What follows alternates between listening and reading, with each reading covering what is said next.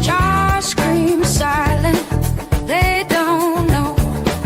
Numbers hum where the cold winds blow. Trade winds shifting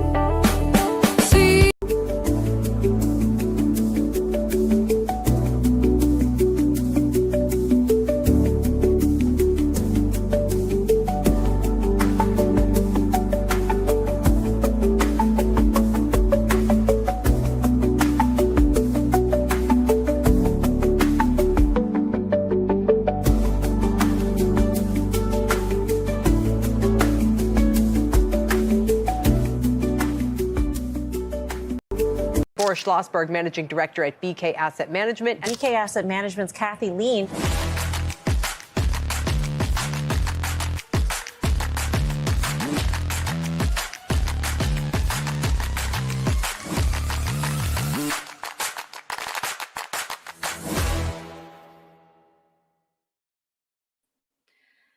Hello, everyone. Good morning, good afternoon. I am so glad to be here with you. Say hello if you can hear me, see me.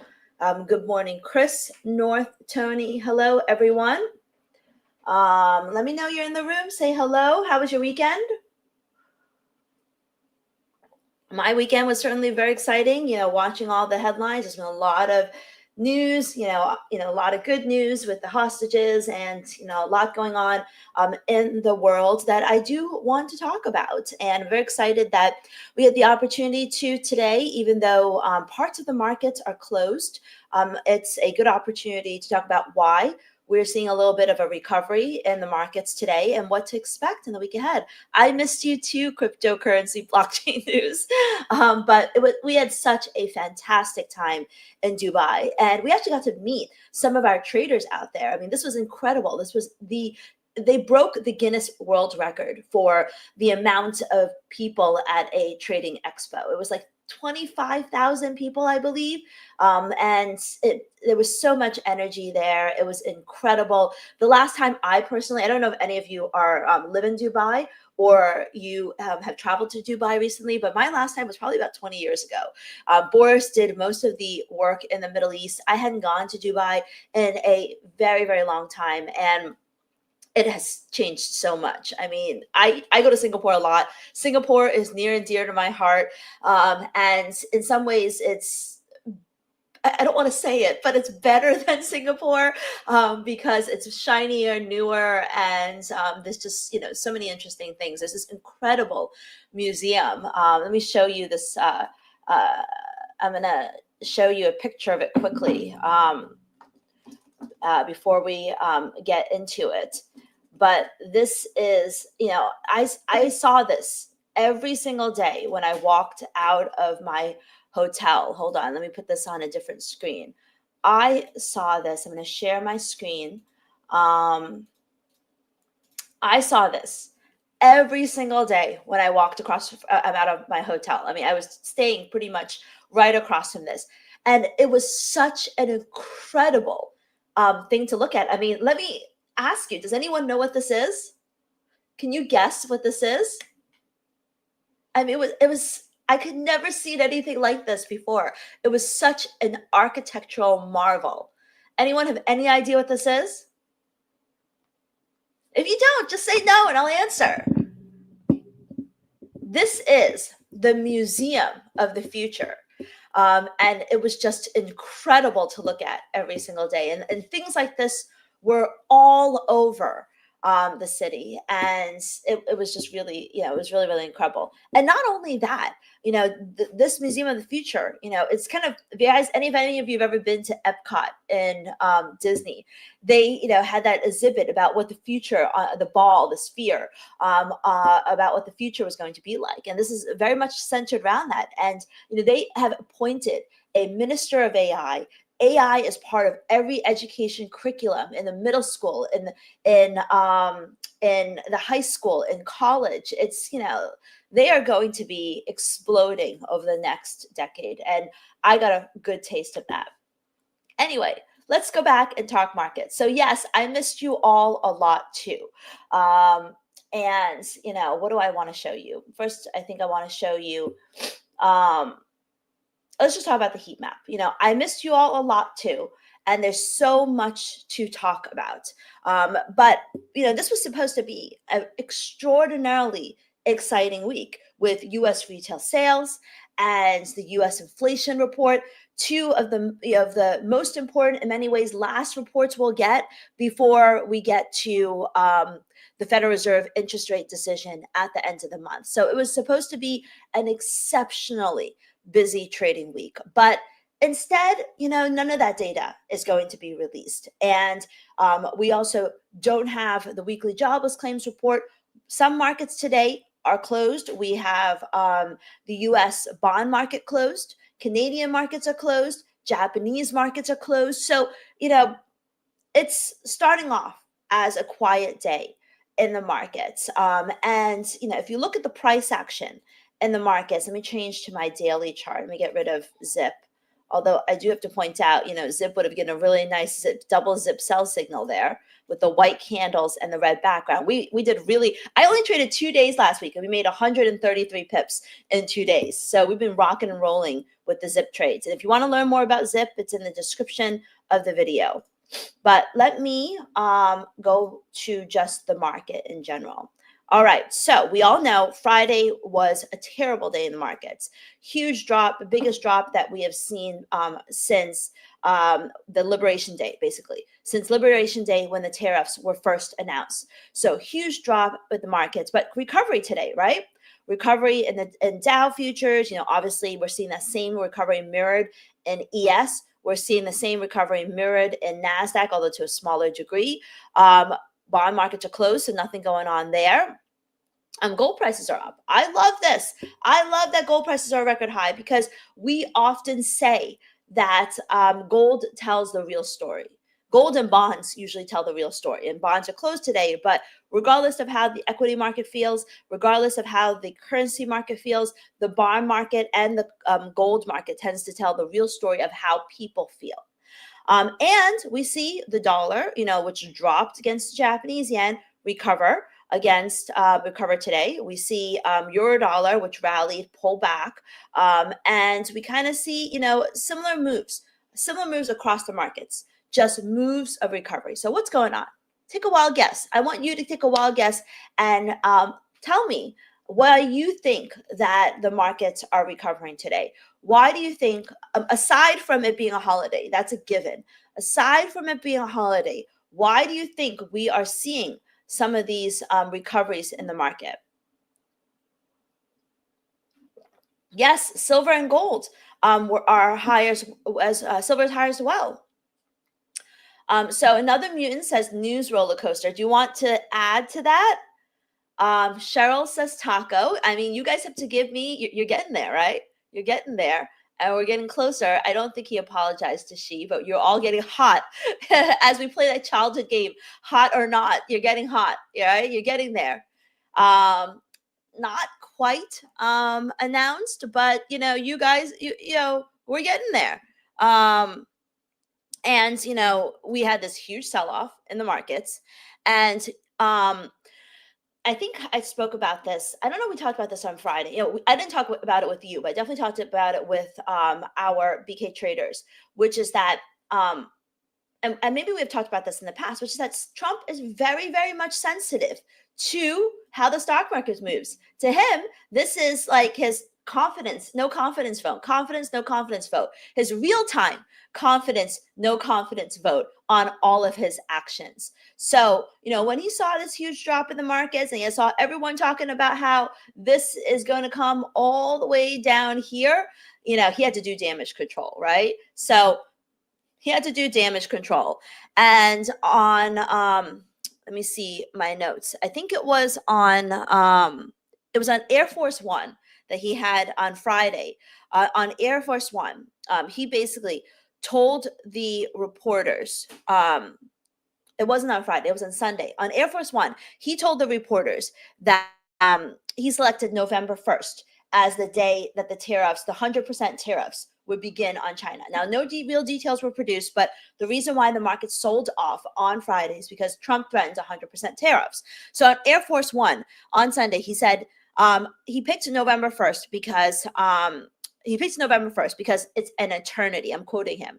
And he said, for somebody else, November 1st could be right around the corner. But for me, what is he saying?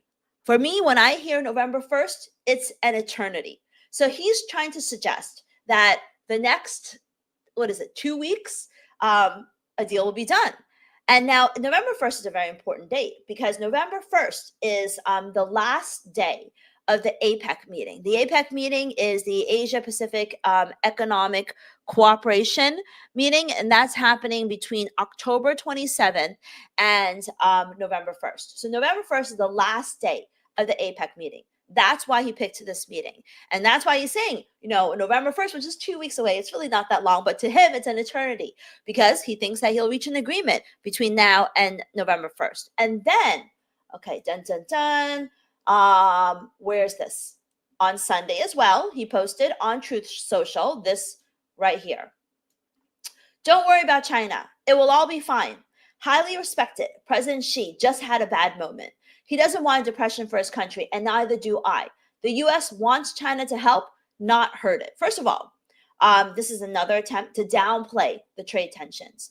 And the fact that he said, highly respected President Xi, trying to put in a little bit of respect there to basically make it, give, I guess, Xi a leg to step back on, and that he's not pushing it even further, is a olive branch in some ways. So, I mean, I remember we talked in my videos, everything, even last Monday, we talked about this. And I said there were signs that, with China, restricting some of the NVIDIA exports and things like that, that this was not going to go well, that the trade tensions were not going well, and that this is not a sign of them, actually reaching an agreement. And then on Thursday, Friday, we had this huge announcement, and the market sold off.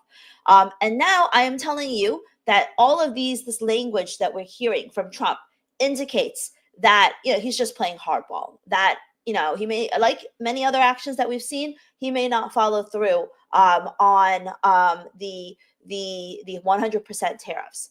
But the real question is China going to be the bigger man? Are they going to take this olive branch, or will they, show that they don't want to be bullied anymore, and that they're going to stand strong? Because look at this, you don't really see it here, but actually, you know what? Let's Google this. Chinese trade balance just came out, not deal. Chinese trade balance. So the Chinese trade balance just came out. I wonder if it's because the problem is that Forex Factory only published the total numbers. They showed, where's my China? They showed the Chinese trade balance actually shrinking, the trade surplus shrinking. So they did not tell the real story. Let's see if we had this over here. Where is, if not, we're just going to Google it. Where is China? Asia. China, apply. I mean, my Forex Factory does not even have trade data from China. Hold on. Let me just, before we really say that that's true. Okay, here it is. They actually do. So here, this is the real story right here. Imports to China actually grew 7%. Exports from China grew 8%. So we were just talking about whether China is going to be the bigger man, take the olive branch, or they're going to stand strong and basically fight the bullying. So this number, 8.3%, and this number has been growing, tells us that China is replacing U.S. demand. And some people, from some of the things that I've read, and I need to fact check this, but from what I read from some sources that I think is trustworthy, that China has replaced U.S. demand completely. So they don't need the U.S. They don't need U.S. demand. And so if there's 100% tariffs, in many ways, maybe they'll be like, okay, not a big deal, bigger reason for us to do trade with other countries and show how U.S. is not a good trade partner. So maybe they may not play nice. So now, in many ways, I think the ball is in China's court. Now, we do have a lot of time. As Trump said, November could be an eternity. November is, 2 weeks from now, and the APEC meeting is not until October 27th. So because the APEC meeting is not until October 27th, there could still be room for a deal. And so this week, unfortunately, we don't have retail sales. We don't have the inflation data, but headlines will continue to matter. Tomorrow, October 14th, we are getting that new port fee that China is going to impose. The other restrictions that China announced are also not going to be until November and December. I think the first one, I can't remember off the top of my head, but one of them was November 8th. The other one was in December. So they too have selected dates that are after the APEC meeting, except for the port fee, which begins tomorrow. So there is time, but keep an eye on the headlines, because as you saw on Friday, this is a headline-driven market, and headlines in the in between the U.S.-China trade war are not the only headlines that you need to watch. There was a lot of drama in France. I mean, in France, as you know, the prime minister resigned, and in a shock move, the French president reappointed the prime minister, and that pissed off a lot of the opposition party. And so they reappointed the prime minister to select the new cabinet and leadership.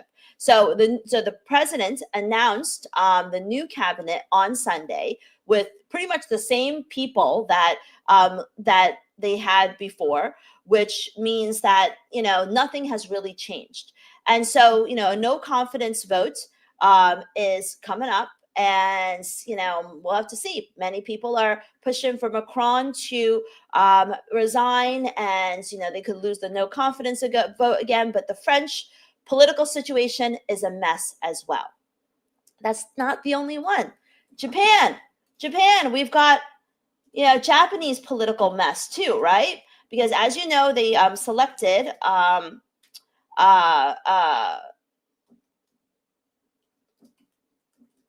okay, so they selected the Sanae Takaichi as who was supposed to be the first female prime minister. And when she was selected as the first female prime minister, that was when we saw this huge gap up in dollar yen. Single-handedly, her selection, not because she's a woman, not that wasn't the reason, but single-handedly, that triggered the huge rally in dollar yen and the sell-off in the Japanese yen. Why? Because she has kind of similar policies as Trump, where she's focused on spending more, blowing up the debt, the deficit, things like that. People were worried about that. But that's not what I want to talk about. What I want to talk about is that she was supposed to be a shoo-in for prime minister. But then her second in command, the junior leader of her party, coalition partner, actually quit. And he said that he was going, he could, what's his name? Junior. I don't even know where I read this. I was reading tons of stuff this morning. Here, Japan's ruling party's junior ally, Komamito, plans to end the coalition after 26 years. So basically, in Japan, coalition collapse cast doubt on first female prime minister bid. So her junior partner backed out and said that he was willing to back another candidate. So let's see what the latest is, because I may have missed a little bit of this, and said that signaled his readiness to make concessions to field a unified opposition candidate again. So he does not want to support the female prime minister, breaking up ruling coalition. So this could be another political mess that we're watching. You're not seeing it in the yen today because the yen is rebounding. But if he decides to unite with the other candidate and back the other candidate and not this female prime minister, then that, because this huge jump in dollar yen, this surge from 147 to 153, which is a huge move, was driven by that, that very much could reverse as well. So much going on. in the political landscape. And that's really what, we are all focusing on. We do have a Federal Reserve monetary policy meeting, certainly not this week, but the next Federal Reserve monetary policy meeting is on October 28th, 29th. So just when, so we're also 2 weeks away from that. So just when the APEC meeting is. So it's this week, next week is all going to be about any headlines or the lead up to it. We may get something, we may get nothing, but that really is the story front and center. And it affects all markets. Of course, the US-China trade war tensions affects stocks, affects gold, which has climbed to a fresh record high. The French coalition vote is one of the main reasons why euro is under pressure today. And you notice a lot of the other currencies are just kind of in the middle, like Aussie is just kind of in the middle over here. Kiwi is Kiwi's down a little bit, but euro is down a lot because of the French coalition mess that we're seeing. So that is something to watch. And in Japan, like I said, if this junior coalition partner does align with the other candidate and she loses her support, then we could actually see this fall down, and that should actually happen before the following week, before the Fed meeting, the APEC announcement. So watch the headlines, because any of these developments related to it would be much more important than data. So what's going on in data this week? We had New Zealand PMI services data. Kiwi is flat today. We're not seeing much moves. This is stronger. Now, someone here is asking, hi, Kathy, why did the Kiwi dollar reverse after initially selling off on the RBNZ rate decision? Because of future interest rate cuts is less aggressive. Is that correct? Can you explain? So yes, the RBNZ, they cut interest rates by 50 basis points, huge move. They did say that they were open to doing more, but having just done this 50 basis point rate cut and had data not being so bad, the PMI manufacturing numbers were unchanged. The services number was better. That the market, even though the RBNZ says that they are pretty much that they're open to doing more, the market thinks that they are near being done. So that is the reason. Maybe you're right. Another meme. Maybe Taikichi wants the troubled breakup with Komito, but she's going to have a really hard time. It's not going to be a smooth path to LDP victory if she does not have his support. And she also favors BOJ rate cuts. But the question is, will she get the post as the next prime minister? And yes, there are two other parties she could work with, but it's not the shoe-in. It was supposed to be a shoe-in, and it's not the shoe-in. Kathy, what about the BOJ intervention because of the weak yen? Okay, let's get this straight, all right? The Japanese government, okay, Japan, as you all know, I love my notes, is an export-dependent country. So what do they want when they are an export-dependent country? I want you to tell me. Do they want a strong currency or do they want a weak currency if you're an export-dependent country? All right, take a wild guess. Someone answer my question. If you don't know, give me a question mark. If you're an export-dependent country, do you want a strong currency or a weak currency? Yes, you want a weak currency. So this jumped up. When dollar yen jumps up, it means that the dollar strengthened and the yen weakened. This is what they want. Of course, they do not want it to be too weak because it could be inflationary. But what I'm trying to say is that the bar is much higher for intervention when there is a weak currency than when there's a strong. If we are down here, and it's not even weak enough, but imagine we are, below 100. There have been times we've been below 100. When we're down here, they're much more worried, and the chance of intervention is much more likely. When we're up here, it's more likely to be a lot of verbal intervention than physical intervention. The chance, it could be physical intervention, but the bar for physical intervention is much higher. And so, yes, they tried to verbally intervene saying that they're not so comfortable. They don't like this huge jump in the yen, but the bar is much higher, as you all correctly, and I love you all for it. I love how you're learning, you're understanding, you're connecting the dots.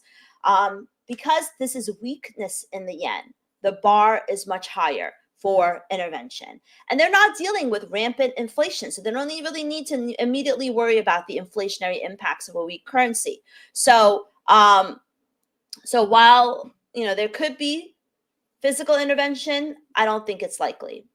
All right, back to data. All right, what we got going on this week? We had stronger PMI services. We already talked about the Chinese trade data, how China doesn't need the U.S. because the details show that exports are pretty much replacing U.S. demand.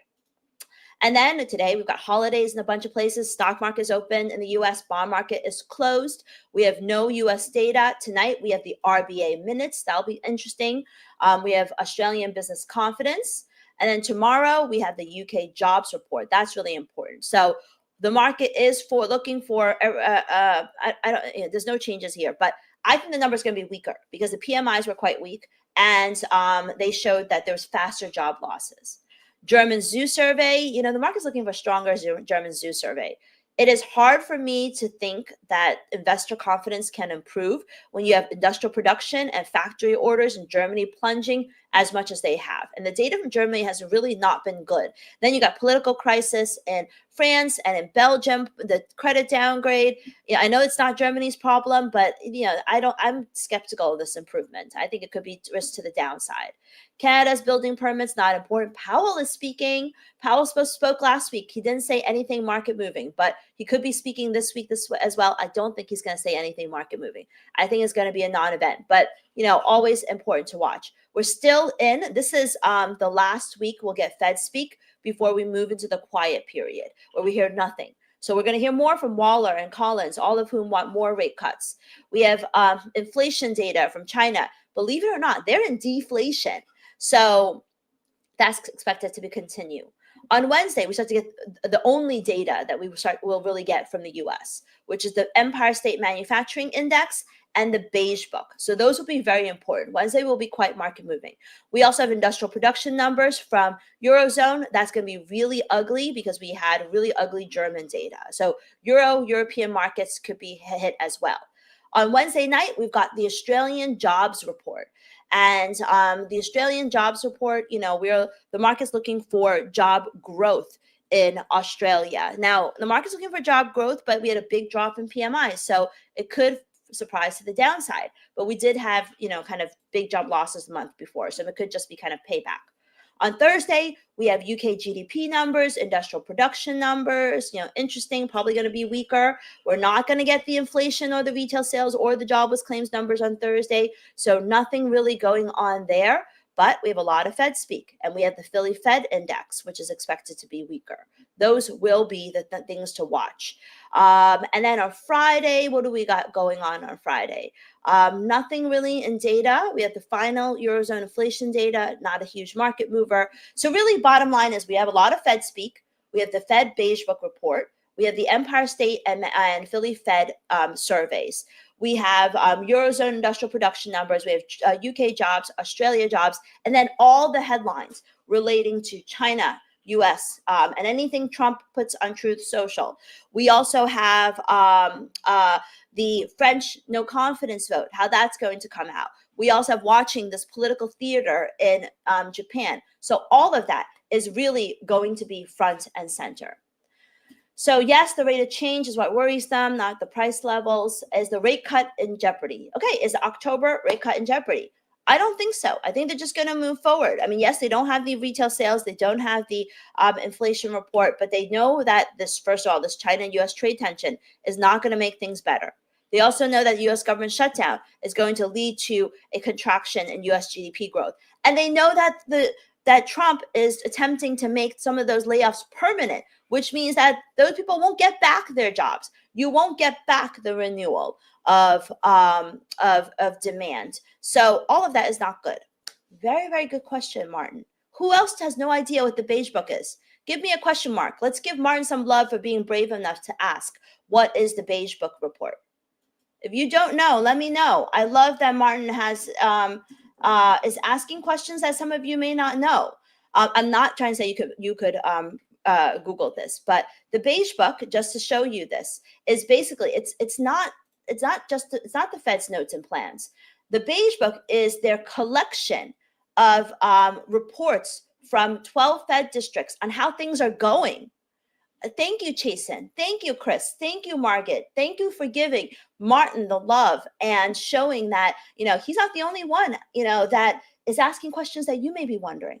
The Beige Book. Okay, so it is not Fed notes and plans. It is actually data gathered from the 12 Fed districts based upon information on how things are going right now from businesses, economists, from consumers. It provides an insight. And this is very important. When we're not getting data, it will tell us how the economic activity is doing, how labor market is doing, how prices are doing, and how everything is going. And that's why it could be more market moving than usual, because we're not getting the jobs reports. If these Fed districts are telling us they're seeing companies firing, they're seeing prices rising, this is the real-time look at how things are going. And this will be exceptionally important for the Federal Reserve this time around, because this is what they have in their hands that's tangible going into the meeting at the end of the month. So it is their own survey of various sectors: manufacturing, real estate, retail, tourism, banking, on topics like economic activity, employment, wages, inflation, things that matter. So this is very, very important. And so I don't think the rate cut is in jeopardy, King Shark, but we'll have to see. But thank you so much, Martin, for asking such an important question, because as you can see, many people also want clarification. All right. So, I'm going to turn the floor to Boris. Stock markets are open, ready for trading. Technically, let me just run through this technically. I apologize, Boris. Gold is a relentless uptrend. And what do we say? Stay with the trend until it bends. And this is not bending. It's still going up. And, that's not what I meant. Okay, that's not what I want. But anyway, stay with the trend until it bends. And next stop could be 4,500 in gold. Eurodollar is not looking good. Putting back on my moving averages for clearance. We're below multiple moving averages, and it looks like it could go further. I'm going to answer this very important question in a minute. Dollar yen. Say gold, said Stevie Wonder. I'm too young to know what this quote is. Another meme, maybe Boris does. I don't know. And I'm not cool enough when it comes to music to understand what you're saying. But maybe Boris does. Dollar yen popped, it reversed, it rallied. I'm actually bearish dollar yen, honestly. I think it's going to head lower. I think yields are going to move lower. I'm really skeptical of this rally. Dollar CAD, I love dollar CAD. It's above all of the major moving averages. Stay with the trend until it ends. Is that what Stevie said? Okay, we're putting on our fibs. We're right at the fib right now. We're right at the fib. We rejected the fib. We're testing the fib. If we close above, doesn't take much. If we close above 140.35, buy breakout to the upside. No, not all the way to the upside. Dollar Swiss, it's rallying. This is not a convincing rally, but still looks like the dollar is rallying across the board. Pound dollar has actually been one of the weakest currencies, even though we had no data last week. And I think, it's continuing lower lows, lower highs. I think it'll remain lower. And, if we get no news, will be good news for the dollar, in essence. If we don't get any new headlines related to the trade tariffs and the China tariffs, that could help a little bit of a recovery. And Aussie also kind of consolidating. Kiwi, weak, everything, we'll have to see how the trends continue. But for now, I think, and that's why in the heat map, I'm bullish dollars, because I think you're going to see some risk flows into the dollar and some of the other currencies sell off further. So we had a very stay gold, as Stevie Wonder song played. I mean, okay, there's a lot going on there. All right. Okay. What am I answering? The question of the day. All right. Why is dollar strong as well as gold? Aren't they supposed to move in opposite directions? I mean, yes, you're absolutely right. gold is priced in dollars. So they are supposed to move in the opposite direction. But there will be times when there is a flock to safety, and this is what was happening. And so investors were buying gold and buying US dollars. Now, it doesn't always last for long. Usually the relationship, corrects itself, but there are certainly times when that happens. And that is something that in a lower liquidity day like today, we're seeing that happen as well. All right. We had a lot of fun. I had a lot of fun with you this morning. Boris is going to come on and say hello. And first off, for those of you that are in Florida, make sure you join us at the Boca Raton in next week, right? Is it next week? Next week, we're going to be trading live in Boca Raton. You can get the link. Do you have the link, Boris, to pop into the chat box? If not, I'll drop in the link. I know it's it's probably not that hard to find. I put it on X for sure. I have it. I'm getting it just one right now. All right. It's going to be me, Boris, Peter Tuckman, David Green. Here we go. Daytradesummit.com. I should just remember that. I had a brain fart. Daytradesummit.com, happening in 7 days. It's going to be the four of us. Really, really incredible event. He's the Einstein of Wall Street. If you're in Florida, join us then. We look forward to that, seeing you there. And and come. Yeah, we're almost at capacity, guys. So if you want to sign up, please make sure you nail down the last few remaining seats. I'd love to see you guys there. Very, very excited. It's going to be Boca Raton in October. Can't be any better than that.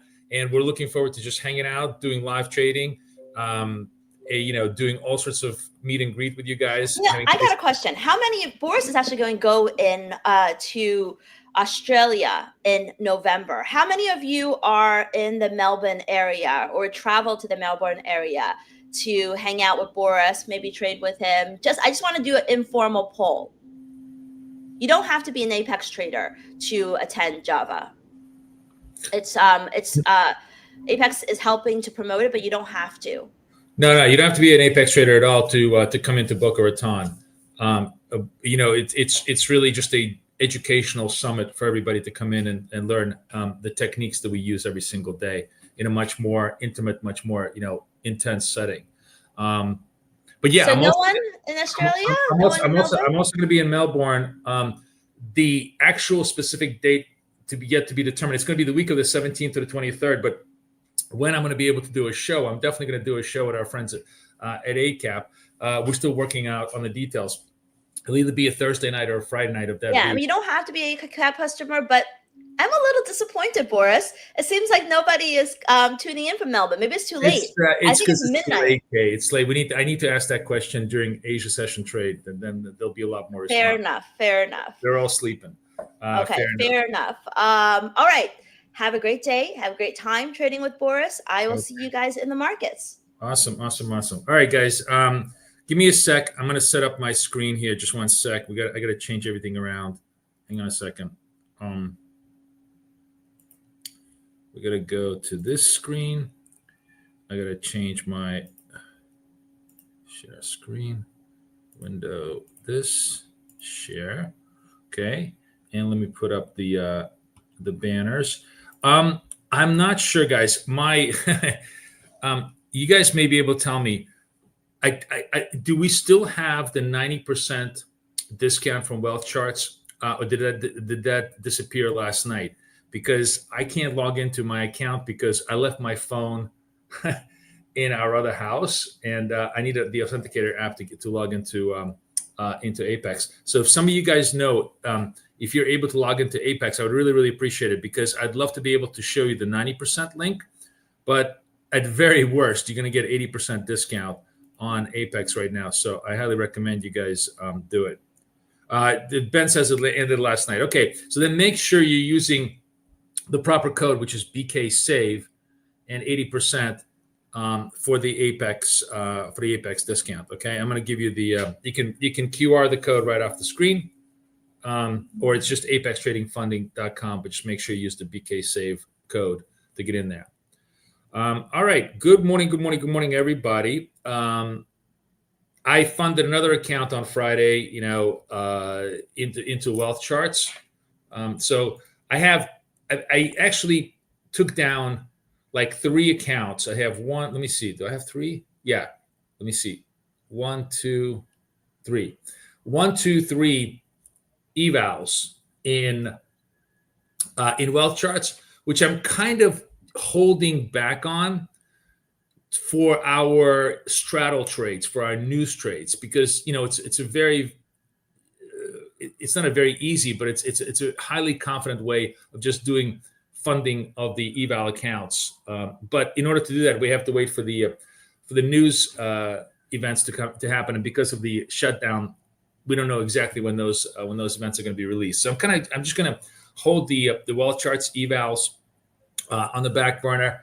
I do have really, really close, like if eval account over here, it's literally $500 away from target, right? And I'm going to discuss today with you the way I'm trading this one to target, which I think you'll find very, very interesting. And then we'll also trade our funded accounts as well.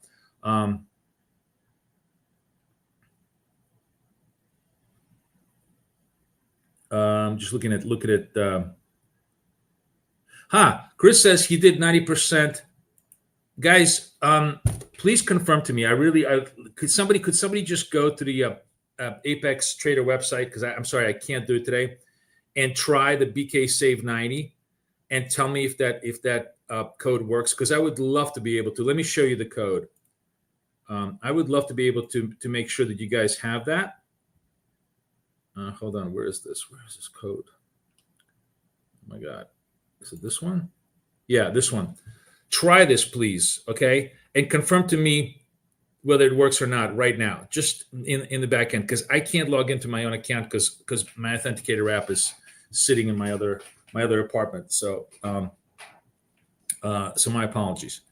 But anyways, what I was going to say is I did a couple of things over the weekend I think you guys are going to appreciate. First and foremost, on TradingView, I haven't been able to do this on wealth charts. We'll probably do this by the end of this week. I added one extra line to our analytics table that's very, very useful. And it's basically volatility in the most recent data set, last 10 bars. Nothing more complicated than like, hey, what's the average length from high to low of the last 10 bars? And why that's so valuable and why that's so interesting for us is because it instantly tells you how wide your stops and targets should be. Like, for example, gold right now, it's about a $2.50 range. That's pretty large, but it's still within the $4 stop parameter, right? If gold, for example, averaged out to like $4 ranges, we'd need to go to probably $2 target, $6 stop in order to just be able to initiate any kind of a trade. You guys follow me? This is like the simplest and easiest way. When you guys ask me, what are my stops and targets? Stops and targets are always a function of the market.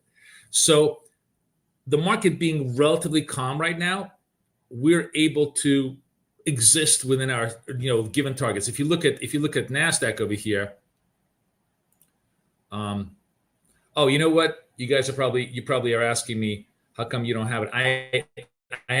Let me as I speak, I have not updated this. So let me update the TradingView for you guys. I was just testing it over the weekend. I just realized I haven't updated it. So let me do this live in person for you, just to show you that it's all going to be updated. Hang on a second.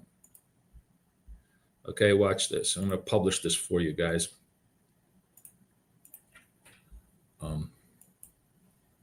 We'll say 10 bar vol update.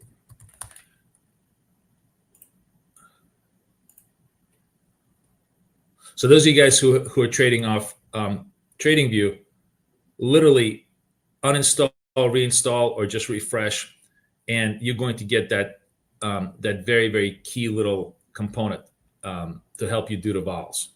Okay, just updated this for you guys right now. Okay, so that's good. It's going back to 80, Chris says. Okay. All right. So well chart's now 80. Okay. So then let's make sure that we got the proper links here. All right. So this is 80%. Okay. BK safe on 80%. So we're all good to go on that. Okay. So hopefully you'll enjoy that because this gives you very, very clean, clear ideas of where the stop should be. For example, NAS is around $20 on an average 10 bar range, right? That means if we're using 520, that's a little too tight at this, like you're literally flirting with disaster. The stops should now be 1040, 10 points, 40 stop. Not that you're going to use the whole point, the whole budget of 40, but you need to be wider than you're at, or maybe you don't want to take trades because it's a little too wide for you. Doesn't matter how you decided. The most important part is that now you have the information at your fingertips that gives you the intelligence to determine what you want, where you want to be in terms of volatility. Which, by the way, also you notice one other thing is that I find gold. This is the reason why I'm really liking trading gold. Is gold in many ways is more trendy and less volatile, like the perfect combination of an asset that we want, meaning that it goes in our direction without stopping us out unnecessarily, right? More volatile is just simply elegant way of saying I get stopped out unnecessarily, right? So NASDAQ, by its very nature, is very, very volatile, meaning it's going to take you out before you make money on it, right? That's what makes NASDAQ so difficult to trade. How do we get 5 free accounts that I talked about during the summit? Did you sign? If you signed up, I gave you a discount. I gave you a credit back. Use that credit back with the code that I gave you to go buy your own accounts. That's how it works, as I explained it. Okay, so Black Mamba, you should have a $97 credit back. Use that credit back to go buy Apex Trader funded accounts. Okay.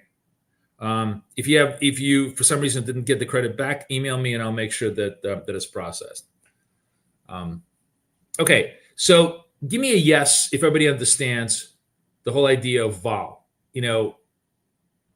using the table to determine stops and targets off the last 10 bars. Is that clear? I really, really, really want to explain this so that everybody understands. I want to see some yeses in the room.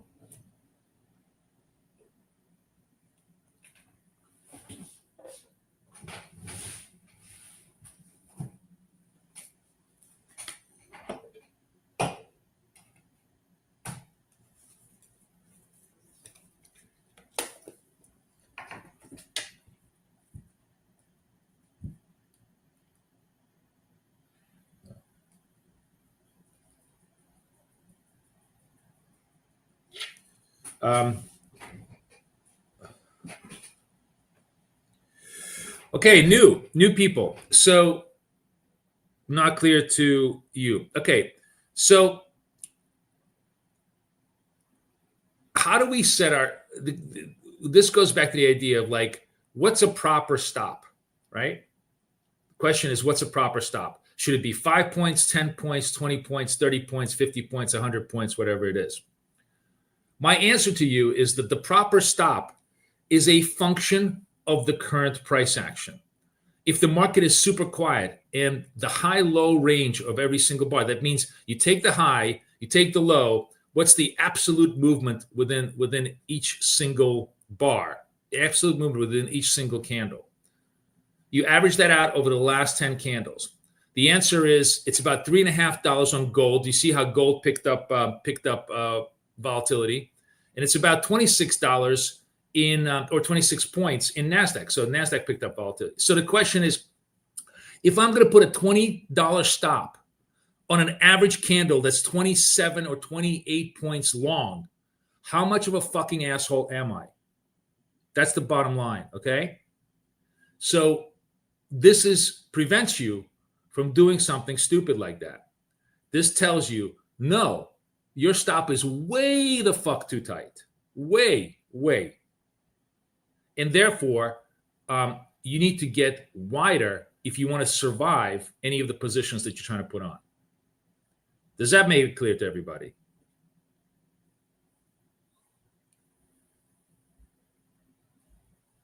It's not an ATR. It's just the simple moving average. I take 10 bars. I average in nothing complicated because I don't want to pollute it with any algorithmic I want the purest price possible, the purest value possible. I don't want to divide it by 100. I don't want to average it. I don't want to normalize it. I don't want to do shit to it. I want the actual fucking trade because that's what's going to give me the cleanest, best answer of what's going on in the space. Okay?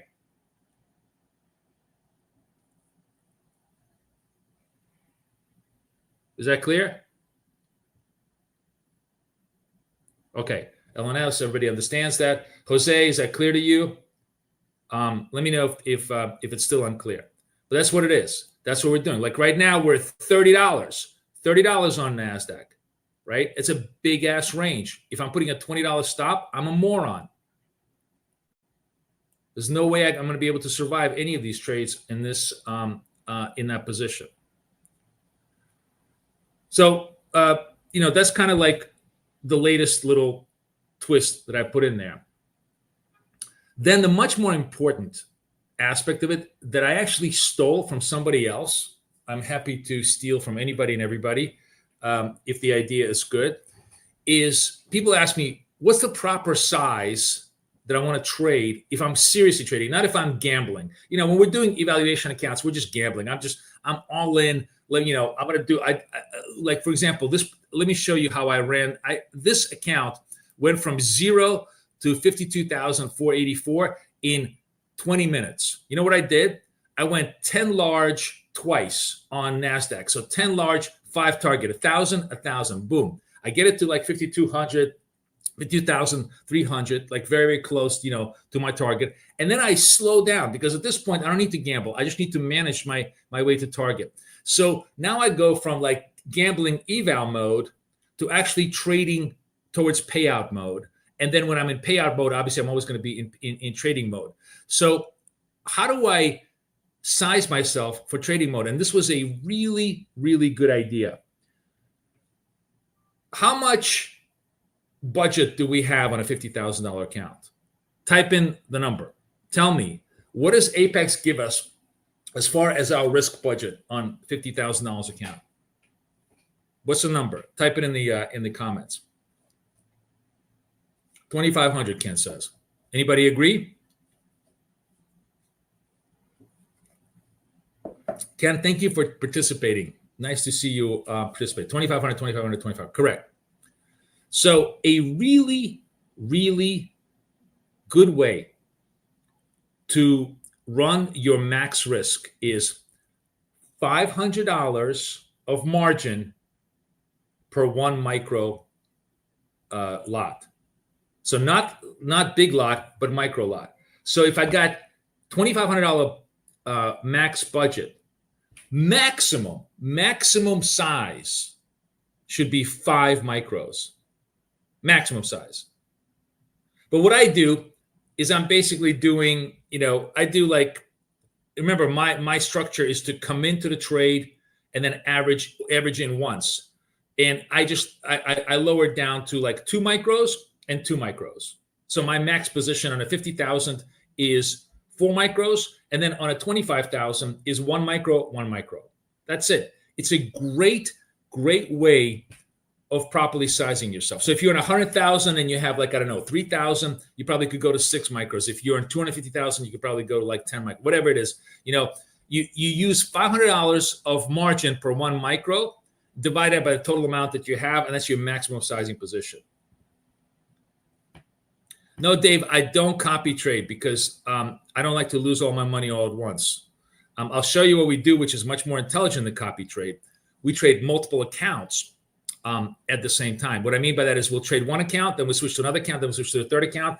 And one way we're gonna trade that also is we're gonna trade one account that's just long biased and one account that's going to be short biased. So we distribute our risk across multiple accounts. That way we don't blow accounts and we grow all of our accounts contemporaneously. It's a much more intelligent way of doing things.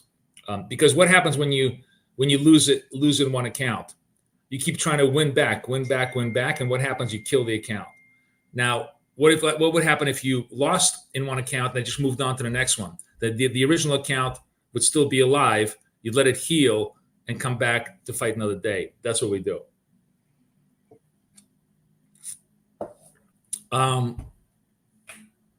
Okay, so that was the second interesting thought over the weekend, which is how do you size seriously, not gambling for trades on evals, but trading for payouts on funded accounts. And that is my structure. 1 mini per $500 worth of margin.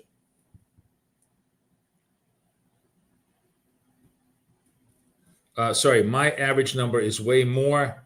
Mini NASDAQ. That's fine. I mean, Nico, you could do whatever you want in sizing, and if you're hitting all your trades successfully and you're able to control your risk, and remember, I'm averaging into positions, so I'm kind of growing my size a little bit. I'm going from 2 to 4 in maximum positions. It's up to you how you want to do it. I'm just giving you guys an anchor. I'm giving you guys a really, really good way to make sure that you're not oversized. You want to be oversized because you're trading well, go for it. Sei gesund. I just wanted to give you a baseline number, okay?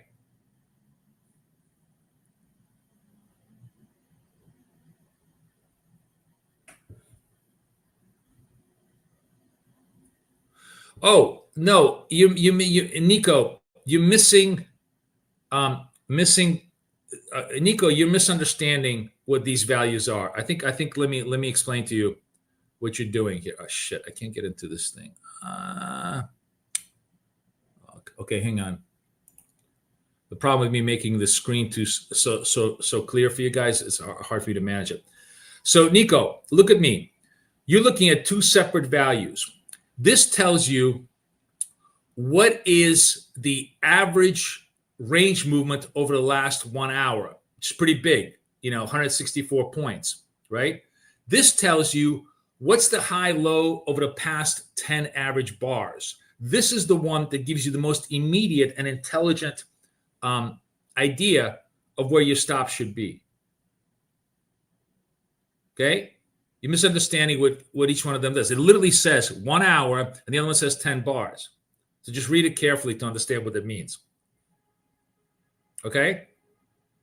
That's the difference. This is just a better risk parameter for us to use. All right, the last trading thought I have for you, and this is the way I set up all my charts. Same way on wealth charts. Just want to show you. Let me see what I can do here.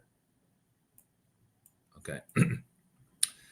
I really simplified my trading approach to just trend and reversal. I just want to trade trend, reversal. That's it. The only two ways I want to trade. So trend is pretty much the way we traded always. We have, I'm going to repeat this for everybody who's new in the room. We have a 200-period moving average. We have an 8-period moving average. 8 above 200, positive trend. Sorry, I'm only looking, I'm losing my voice, guys. Sorry, just 1 sec.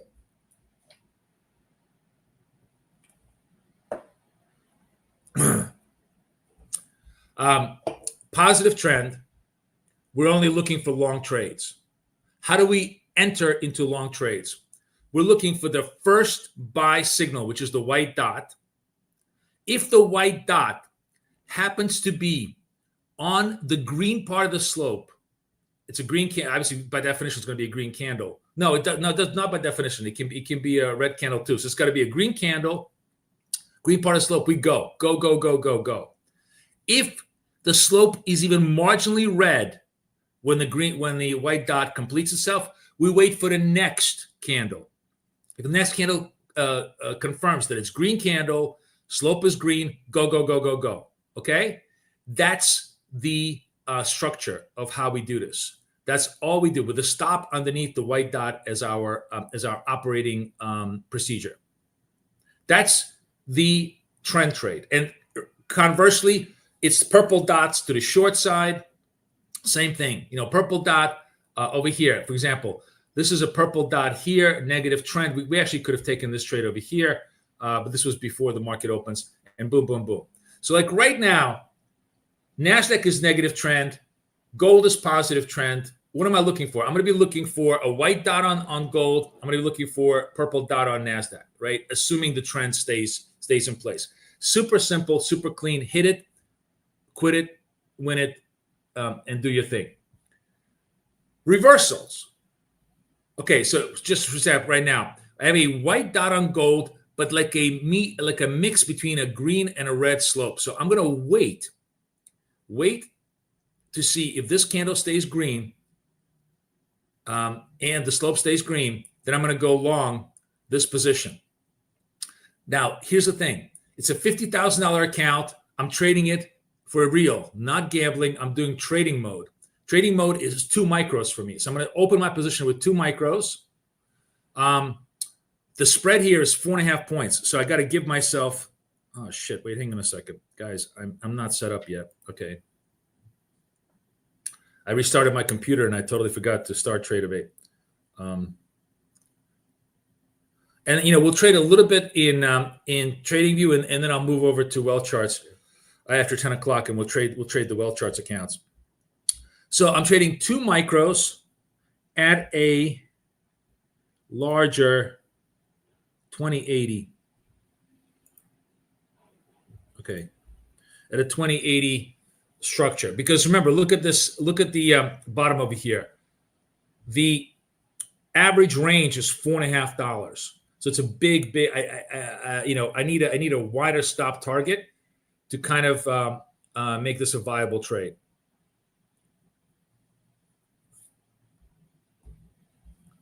Just to give myself, that the range of volatility. Andy, did you rewind the tape and understand what I explained to Nico?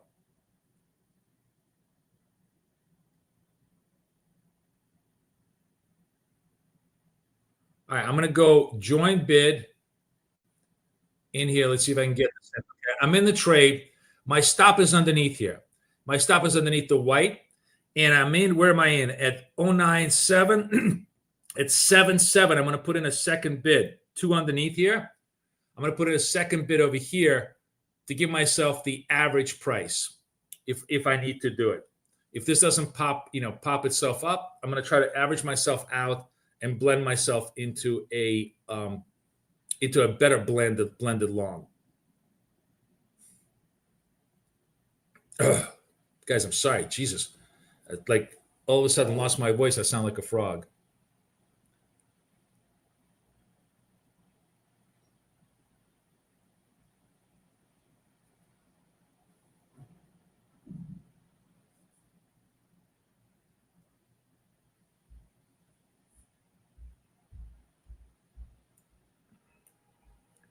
I'll bring this down just a little bit to see if I can get it done quickly. And I'm gonna blow out my backup trade because I got done on the trade. So that was a nice clean trade. And TradingView gets done. It's easy to see these trades on TradingView. You guys saw that. Let me show you in replay what happened here. Go to settings. Let me show you the execution marks. So what I did is I came in at 409.7. I wanted 1107, but it was close enough at 1105 that I took the trade. And then my backup plan was, okay, I'm going to in at 097. If it retraces against me, I'm going to buy 2 down to get a better blended price and then exit back out almost at my entry price. Okay, that would have been my backup plan. I didn't need that backup plan because momentum carried us forward. We're always trading momentum, and momentum in this case worked perfectly, to carry us forward. All right, I'm going to get rid of this so you guys don't get annoyed with execution marks. Now, is that clear? I just explained to you the trade I do literally 100 times a day. Is that clear to everybody? That's the technique. It works the exact same way on the short side, except the opposite. We're trading the purple dots, and we're looking for those targets. Okay. All right, very cool. Very cool. Very cool. Now, the reversal technique. I literally have refined the reversal technique to its simplest case. I'm going to show you how we use Christmas tree labels to get the perfect reversal trades, which are actually few and far between, which as they should be, because most of the trades we want to do are with trend. But let me find you. Okay, finally. Okay, so the way I have it set up on the chart is I only show Christmas tree trades as counter trend. Same thing on wealth charts. I only show Christmas tree trades. If I go to parameters, if I go Christmas tree label, counter trend only. Okay. I only want to see counter trend trades. The method in this madness is that these are going to be my reversal signals. Nothing, I don't need to have anything more complicated than that. These are going to be my reversal signals. So, in order for me to have a legitimate reversal signal, I need the Christmas tree. Like this is obviously red in an uptrend, right? We're positive trend. 8 is above the 200, but I'm showing red Christmas tree labels, right? In order for me to make a legitimate reversal trade, the Christmas tree label needs to have a lower high than the prior reversal Christmas tree label. So could I take this trade over here? Yes, because the high over here, let me see. You can't see it. Okay. In this particular candle, the high is 4099.9. In this particular candle, the high is, I actually probably shouldn't take this because this is actually just a tad bit higher. But if you were cheating a little bit, it's close enough. It's close enough for government work. If it's equal to or lower, I can take it. But more importantly, here's a definitively clean, clear visual. You don't even need to look at highs and lows. You can easily see this. The high here is 9.6. The here is 9.9. So going short over here as a reversal signal makes perfect sense. And of course, the exact same thing works on the reverse side. Look at the buys. This buy clearly has a higher low than this buy. So I'm long this one, right? You put a stop right underneath here. It's a little bit of a struggle. You kind of survive it. But in this case, in both cases, I'm always buying here, buying under, and getting out at break even on the position. Not break even on the position, but break even at entry makes me my trade positive. Because the second piece of my trade always goes positive. The first one breaks even. That's my structure. In, one average, one out, you're done, right? Same over here. This trade I actually did. I think I actually traded this trade because this is a higher low, obviously. Let me see. Does this show? I wonder if I can show this to you. Does this show on the thing? Yeah. Did it show? No. I guess I mixed it up. I guess this is the trade that I did. But this is the trade that could have been done here that would have worked also. Should have been super easy to do. So now you have incredibly easy definitions and structures for how to do reversals as well as how to do trends. There's no interpretation. There's no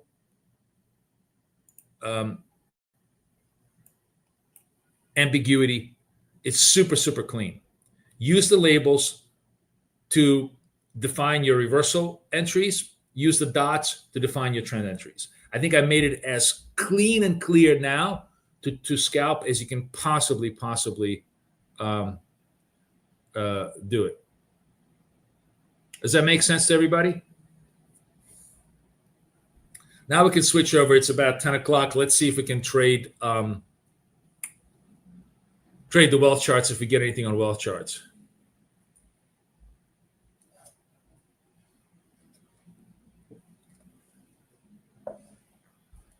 Everybody vibing me on all of this? Give me some thumbs up that you understand it.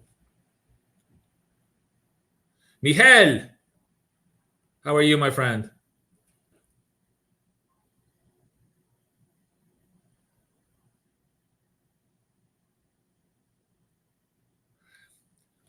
So Ben, I was trading because the vol was like more than 4 points. I was actually trading for 2 points on gold, right? So as your stop widens, your target widens. You know, like in other words, if I'm going to go 1.4, 2.6, maybe 3.8, you know, or 3.9. Like I don't really, you know, to go 3.9 means you know gold is really rocking. But on Friday, there were points where Nasdaq was literally 50-point candles, like some ridiculous number. I'll go through replay and I'll show you. I'll show you how nothing is setting up right now, so we can go to replay. Let me show you how crazy the vol was in Nasdaq, and if you didn't have the right stops, you were fucked every which way by Sunday. Let me show this to you. Okay, let's go back to Friday. Okay, I'm going to go to replay mode, and you guys watch the last part of the thing from like start new. Okay. So look at this. It's a 50-point average candle. You can't use 20-point stops. You can't even use 40-point stops. You got to use like 80-point stops. So this got to be traded 20-point target, 80-point stop. 1 micro, because this is like it's big ass risk. This is where everybody blows up their account. Everybody goes 1 mini. They may be right on direction, but but it retraces and takes them out at a minus $1,000. 150 points on a mini is $1,000. You lose $1,000 in 1 minute by being large size. This tells you so intelligently and so quickly exactly where the range is. You see now the range is kind of contracting to like 40. You have a little bit more of calmness, and then you have still a little bit more calmness, right? So now you could have actually traded like within the 40-point stop range, and then as you go over here, let me see, did it start to expand? No, this is where it comes down, and you could trade a little bit larger size. This is really where it comes down, and nothing happens. But I think what I wanted to show you was this one. This was the crazy move. Like you would have just been slaughtered over here if you did not have this analytical tool at your fingertips. So now you're starting out with 14, 20-point ranges. And now within two candles, the range goes to 50 points. It goes to like 60 points. If you are using 20-point stops, you are getting killed on this. You're just getting killed. Okay? You see what I'm saying? Do you guys watching the bottom number? You see what it's telling you? It's telling you you need to have large size on your stop in order to survive this volatility. Or you could just simply step away and not trade. There's always a choice to not trade. But if you're going to trade, don't be stupid. You know, you need to understand the trade that you're walking into as you're trading this. That's what I wanted to show you, as I thought, kind of a very, very cool functionality of all of this. All right, let's see what wealth charts are showing us. Nothing much is going on here. NAS crosses to positive flow. Let's see what wealth charts is crossing into.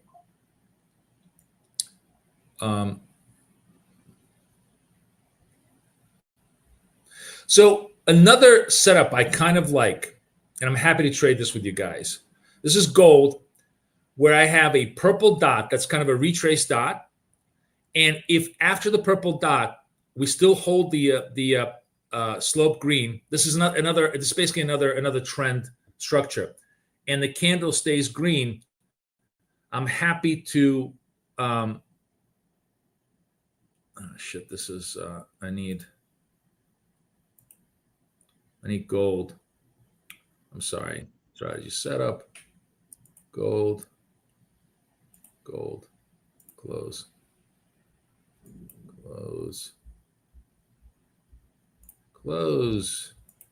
Okay. All right, join bit. We're just going to do one tiny little trade here. Okay, I'm in the trade at 12.9. Where's my target? Okay, 13.9 is my target. Just 1 and 4, legit, pretty easy trade. I'm going to move the stop over here to underneath this swing low, because that's the proper stop for us to be at. Oh, and it got done. We got done already, so it didn't matter. That was super fast. You see how gold worked on the trade. Now wealth charts executes so fast that you blink and you lose it. That's one of the reasons why I really, really like wealth charts.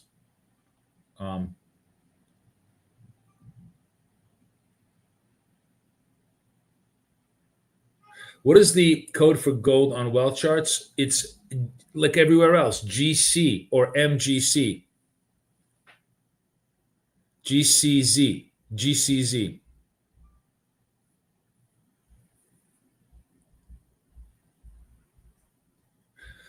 Ken, I'm arguing.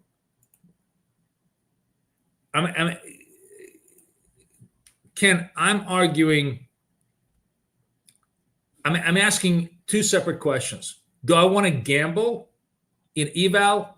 If the answer is yes, then I can do large size.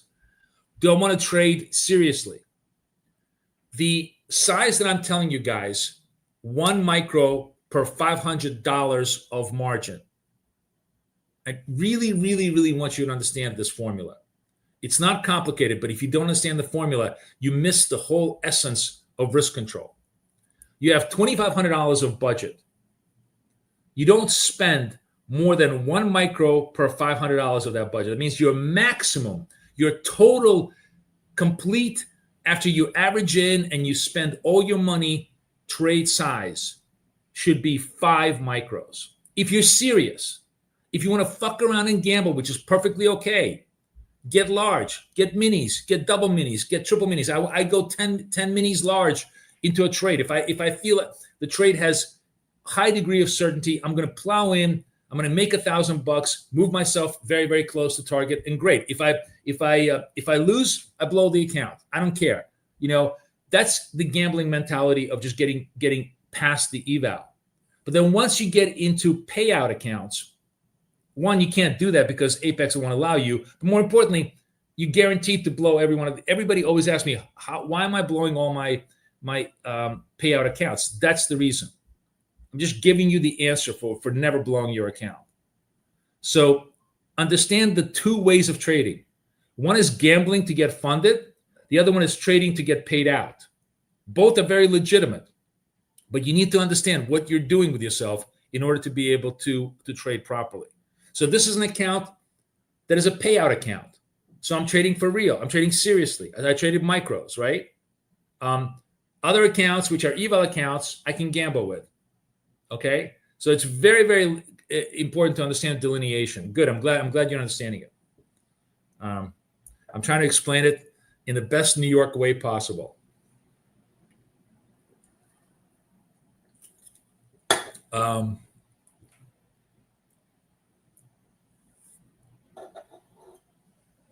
Okay.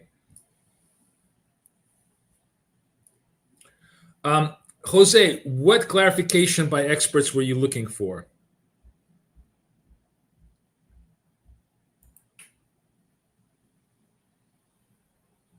Can you specify, and I'll happy to clarify whatever it is that, yeah. All right. So that's very good. Then you understand what I'm saying.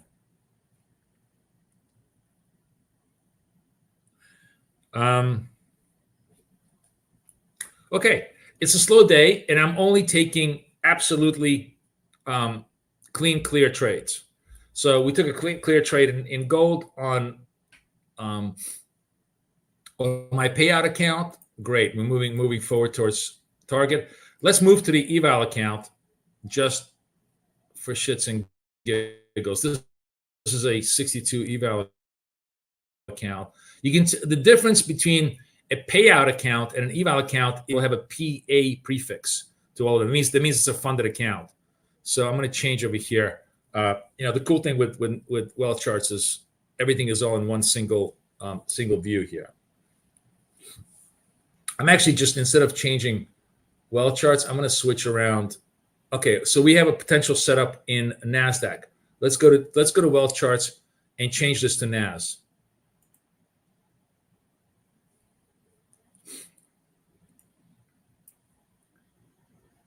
And strategy setup would do NAS, NQ, close.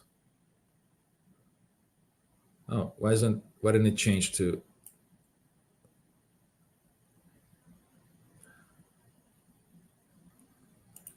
All right, you know what? I actually prefer the old-fashioned way. So 20 ticks, 80 ticks. I'm going to go join bid on NAS. See if I can get myself done on this. I'm trying to get cute and get myself executed. Am I in? Yes, I'm in.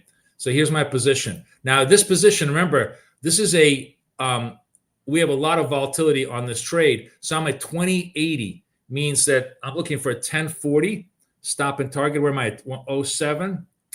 Oh man, this thing is just so slow. It's really, really annoying to try and buy it. I want to buy 97. I want to be 97 bid here for my second position.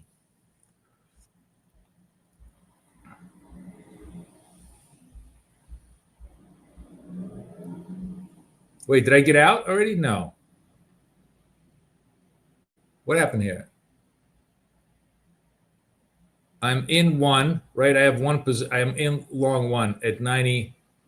Oh, really? Oh, I have double position. What's going on over here? What happened to my thing? You know what? I'm just going to flatten out. I don't know what happened to my position here. Sorry, I got all confused with wealth charts because it. All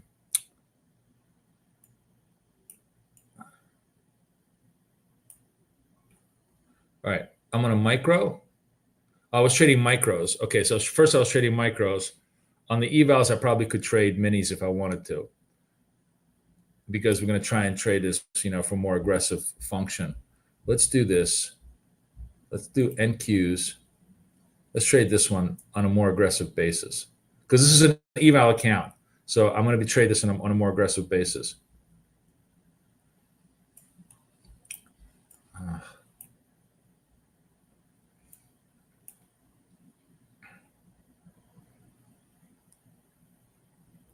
All right, let's do join bid. See if I can get myself done here. Okay, I'm in at 89 here, and I want to buy myself. If I go down, I'm going to buy myself at 79, right over here, or like 80. Let's put myself bid over here.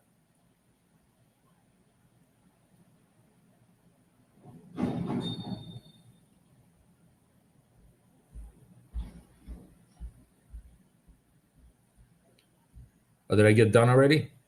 I got done. So no trades. Okay, now I'm gonna flatten out and just cancel all. Okay, that's it.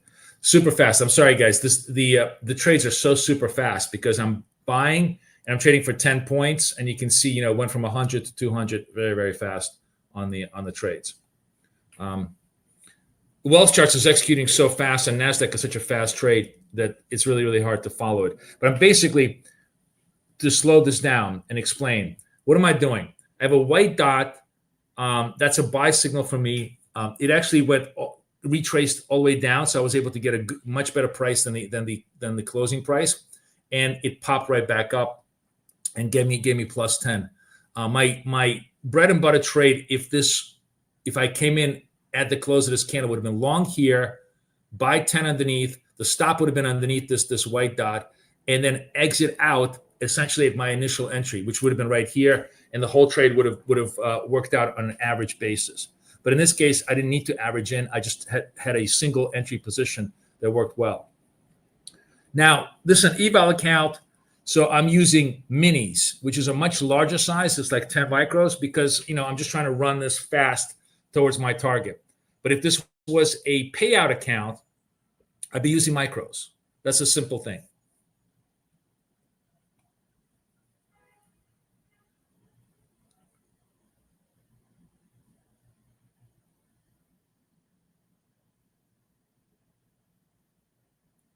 Is FXCM still around? I think so. They're in. They're not in the U.S. They're in the U.K. I'm not sure. Are you exploring the ghosts of Christmas past for us? But anyways, the most important part isn't the the cute little techniques. It's understanding the structure of the trade, which is I have a buy signal. I want to take that signal. I want to average in once if it goes against me, and I want to flip my trade out, and then I just want to sit around and wait for the next buy signal. Now I showed you the buy technique using the white dot, and of course there's a secondary buy technique using the purple dot. So the buy dot, to put it in simple terms, is the first signal of buying power in trend, right?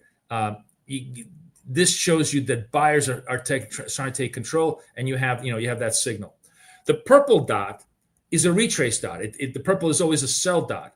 But if you get a purple dot in an uptrend with the slope still green, and the next candle stays green, that's a great signal of like, hey, they tried to take profits, and the buyers came back, and I want to be participating in that trade, in the direction of the trade. We did that trade, I believe, in gold over here. This was the trade that I showed you. In gold, you can see this very clearly. You have the purple dot. The next candle was green. We got long here. Boom, we made that trade. You see how easy it was to come in. So there's two ways you can trade trend. One with a white dot long, one with a retrace, and then reestablishment of the original trend, and then long. Those are the two setups that we use just for trend-based structures.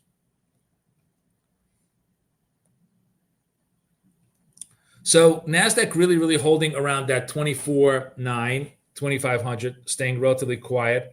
So here's a good example. This is exactly what I'm talking about. Here is positive trend, a purple dot, profit taking come in, right? If this kind of stays here and the next candle comes back up and it becomes green and it recaptures the trend, that would give me confidence that they're going to take it higher, and I would go long.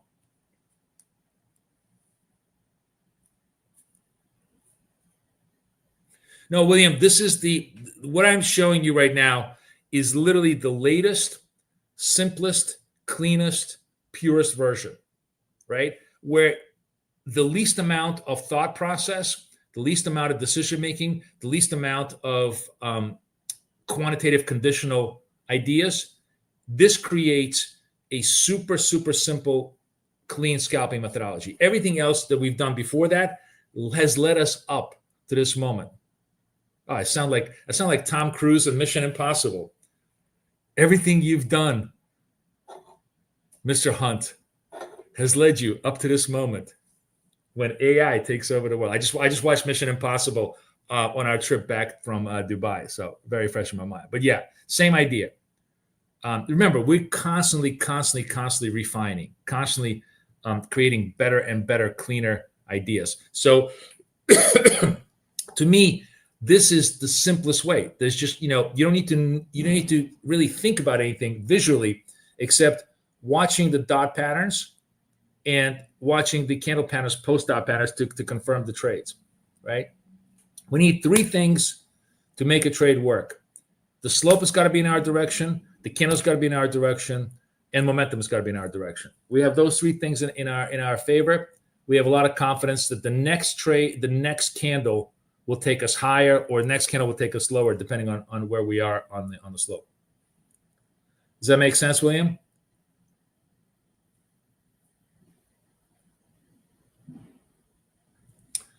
I don't need a dot. I just need a green candle. Dot will be helpful. Dot will give me even more confidence that there's momentum there. But I just need a indication that the buyers are back in control, which I don't have right now, as you can see. So I'm just watching this to see, hey, are the buyers gonna come back in control here on NAS?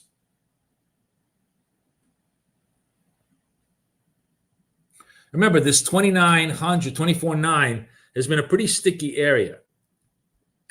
And as a result, it's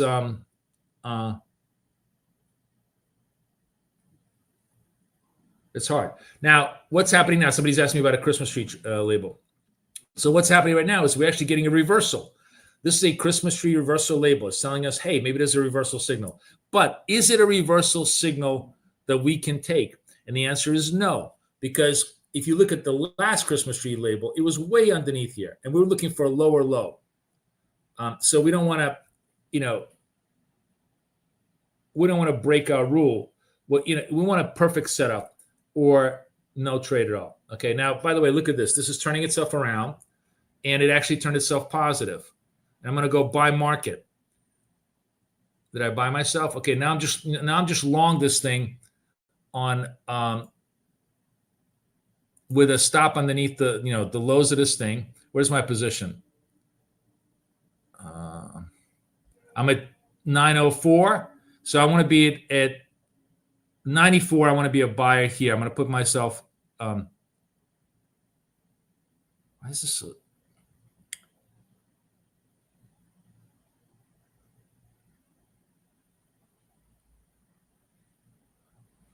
Am I long two? Yeah. No, I'm long one still. I guess I have a.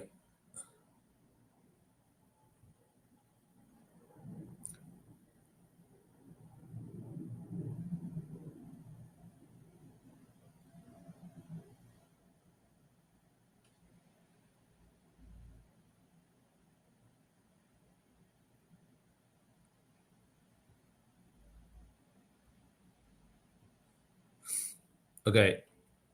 Where's my position? I'm having my computer is just really, really buggy on this thing for some reason today. I think I need to set up. I'm gonna. Where's the price here? 89. I'm gonna just join bid. See if I can buy this on the bid. Okay, now I'm long two, and I want to exit both of these over here.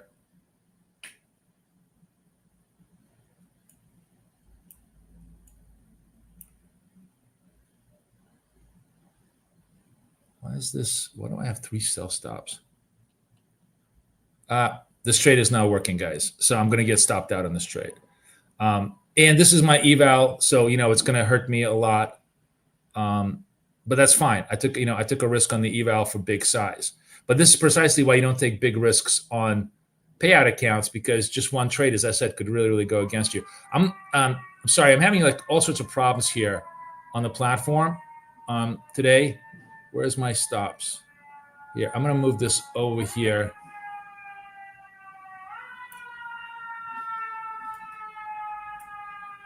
Two. I might be able to get out of this thing alive. We'll see. We'll see if I can get out of this thing alive. But the trade kind of failed on me. The retrace trade just simply, faked me out. It showed green, and then it just sort of faked me out on the trade.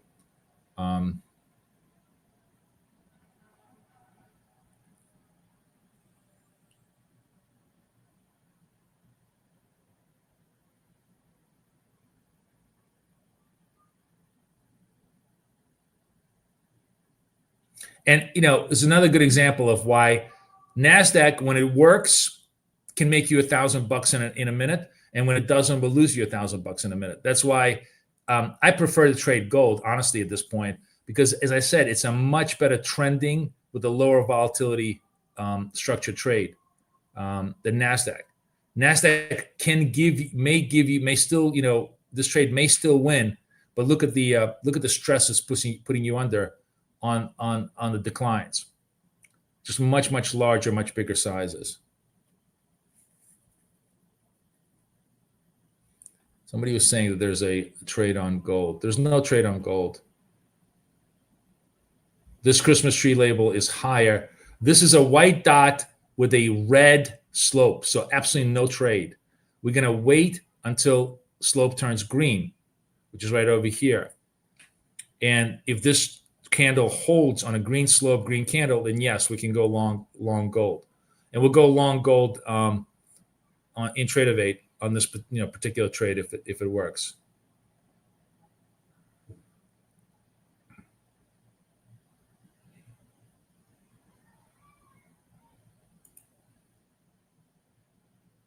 I think we got stopped out. Yeah, we're stopped out on our Nasdaq. So that trade just did not work at all on large size. That's fine. So here's what we do: we go to the next account. That's the thing. We don't try to butcher this account any further, right? So we're going to go to the 64 account, and if there's more opportunities, we'll look at those those opportunities when we can on the evals. I'm gonna refresh wealth charts because I think it was just sticking. It was super slow for me. So I want to make sure that it's sticking and it's trading properly.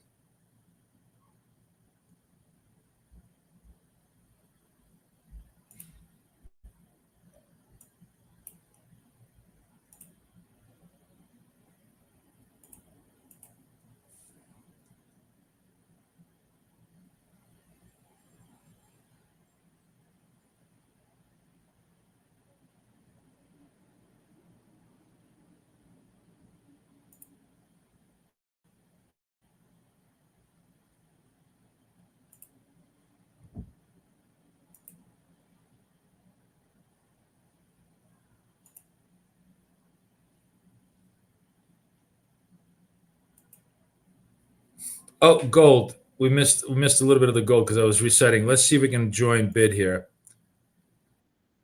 All right, we're in gold. Oh, no, that's correct. That's correct. And we're underneath here. And we're going to try and see if we can get that 17.7 target.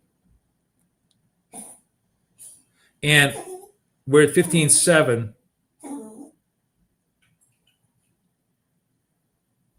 And if it goes against us, we're going to go to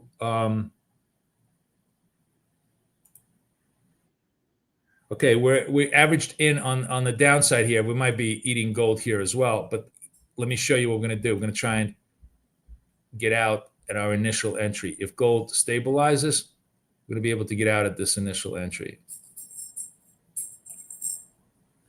Okay, so I'm double in because the trade retraced against me, and now I'm just trying to limit myself out to the 15.7 original trade that I wanted to get out on.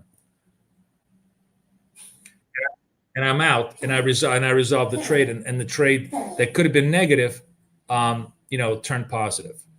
It's pretty easy for me to kind of show this to you on gold. As I said, Nasdaq has just been a real bear to trade because of the vol.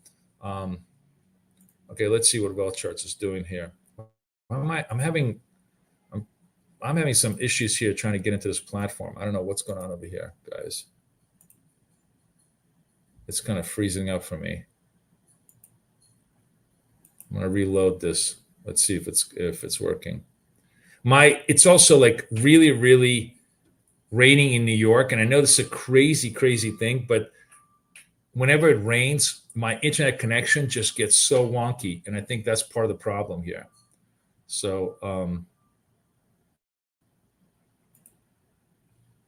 let's just go 11. Let's just see if we can come in.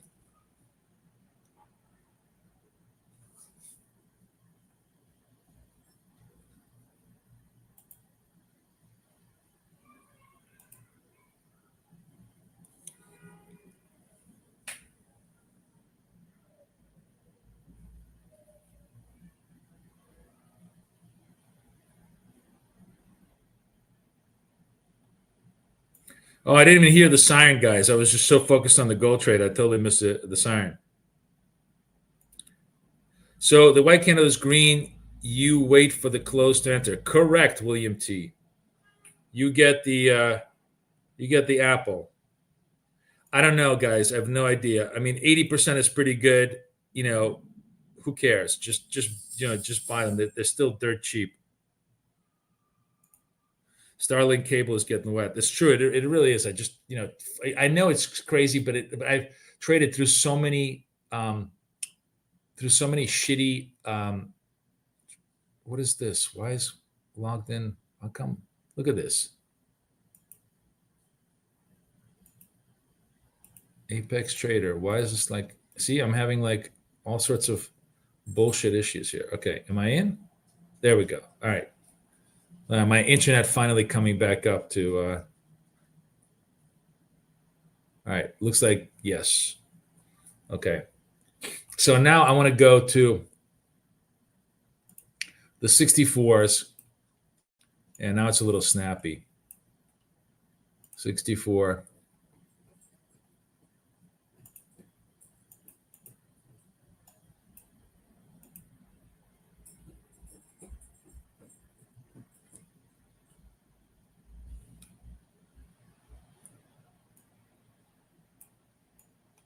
Now, yes, you could have said, "Oh, look at this Nasdaq Christmas tree trade. We should have shorted this. It was a great reversal." And yes, in retrospect, it was. But did it fit my rules of being a lower low? No. So I can't. You can't, in all honesty, take it. It's always easy to say the trade was good when you see it in the past, but it could have easily just gone the other way around us. This was, a retrace trade that was kind of legit, and we just simply died. It just simply died on the vine, so it's fine. We will let it be. You can also see, by the way, how trading large size will work for you very, very quickly if you're right, but will just destroy the account super, super quickly when you're wrong. I almost glad I wanted to show this to you, because I think people don't understand when they ask me, why do I blow my accounts? The number one reason is because you're trading minis instead of micros. Literally, the single most important reason of why you're doing this is because that's what's happening.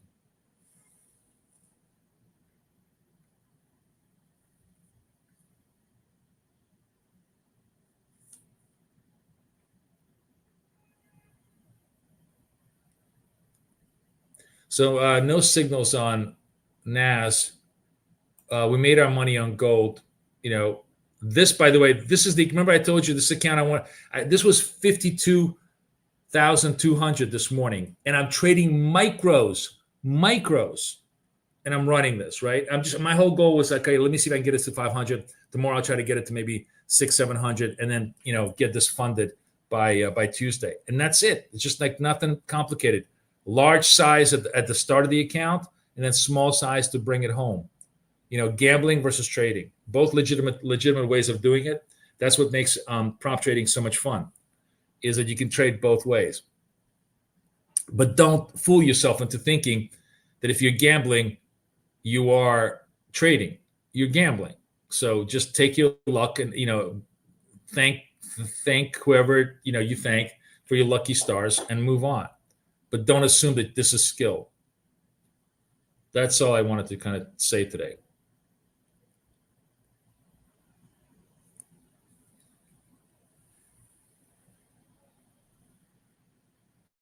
Spectrum sucks. It does, Laura. I have Verizon as my backup, and I was seriously thinking I didn't want to switch. If I switch midstream now, you guys are going to lose me on stream. But I think I'm going to try and run Verizon. Whenever it's shitty weather, I really need to run Verizon. I actually have, this is an interesting question. This is a question from Monday, Quiet Monday trade. Let's see. This is interesting. Let's see how degenerate you are. Okay. I have one internet service, two internet service. And let's see if you're a true degenerate like me. 3 internet service. Poll of the day. How many connections do you have in your house? I clearly gave it away because I have 3. I have Spectrum, Verizon, DSL, and then I have T-Mobile, a mobile in a box.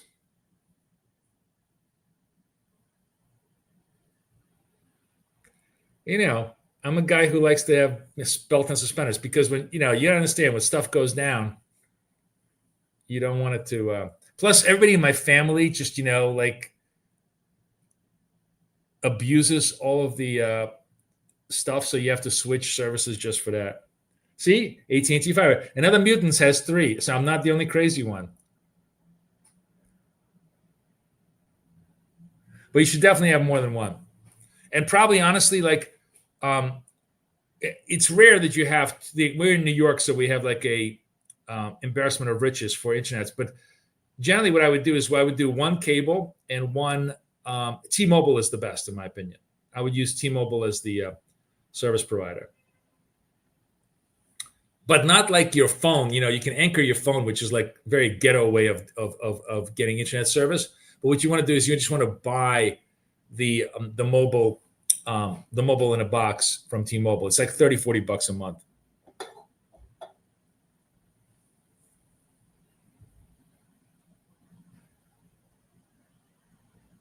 How is the T-Mobile can't get Verizon in my building? It's not bad. T-Mobile's pretty good. It's definitely great for trading. I wouldn't recommend streaming 3 Netflixes off of it, but it's pretty good for trading. Yes, we love T-Mobile. You know what's the coolest thing about T-Mobile? If you're T-Mobile subscriber, anywhere in the world you go, you land, and it's like the service is just right then and there. Because they have all these reciprocal arrangements with every single provider across the world. It's really great.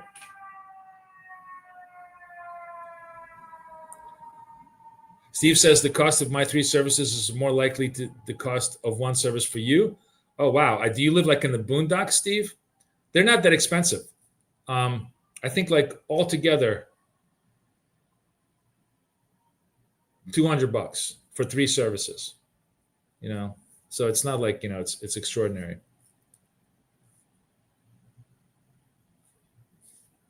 Oh, yeah. Well, you're in a war zone, XLB. What do you want?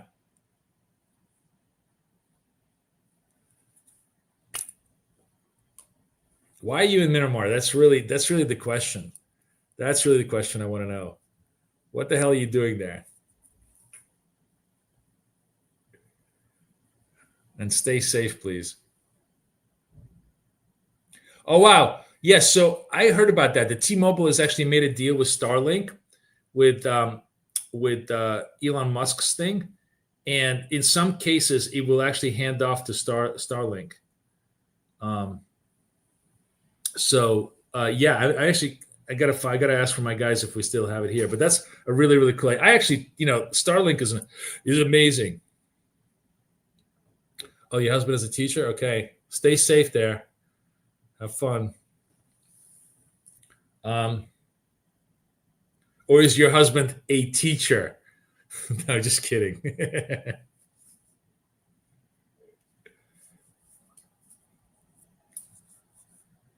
So watching, by the way, NASDAQ is kind of like, clearly having this consolidation issue around the 24.9. We can literally see it, within the dots and everything else. So this is not, I just want to show this to you. It's not really a setup for us because the moving averages are really, really flat. It's not clear where the direction is. The slope is still red. But honestly, if this next candle goes green and the slope turns green, it wouldn't be the worst idea to try to get long NASDAQ again. And maybe we'll do that in our Wealth Charts account. Off the other account. We'll see if it works.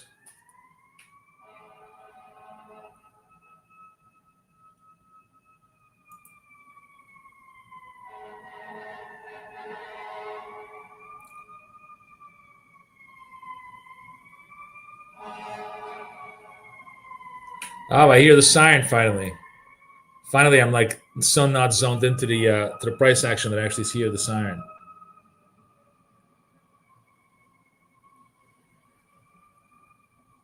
All right, pretty slow.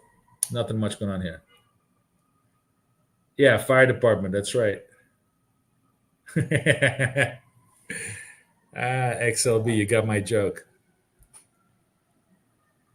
All right, so here's a good example. Yeah, so this is a higher Christmas than this Christmas, right? It's a pretty legitimate trade. So we got 44 seconds. If this holds, we definitely should give it a shot.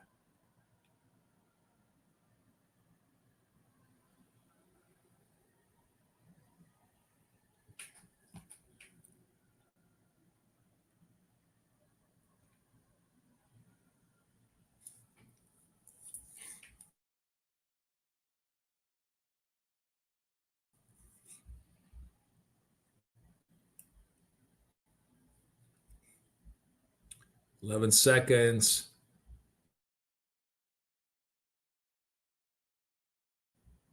I'm going to join bid. Let's see if I get into the trade. What's it? Where are we at? All right, I'm in here. My stop is underneath this. My position is 67. So I'm going to put in, oh, this thing. And I'm done, right? And I'm done on the trade. So I didn't even have to do anything. So boom, boom, boom. This was it's a good example of a super, super clean trade, right? Where it was clear that the Christmas tree was higher. I said, this is going to turn. It's going to turn positive. Let's get long. And you can see everything lined up in sync. 10 points done, or 5 points done, nice and clean, all good. $100 in less than a minute. Nicely done. All right, guys, I gotta run because I gotta go get my daughter. It's school is off, so no more trading. For this. So this was just sort of a clean. You can see over here, kind of showing you in the setups. Let me show you the setup. I guess you could trade this trading. You see this? This was a Christmas tree higher over here, and this was a green slope. Everything was sort of lining up for our trade. Boom, boom, boom. Nice, nice clean trade. It probably, I think, is going to extend more. Like this is a trade that could easily have done it. You could have done this with a 10-point, 40-point target and done well on it. So absolutely.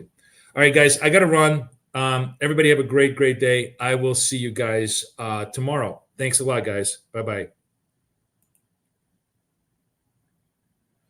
E, what's up?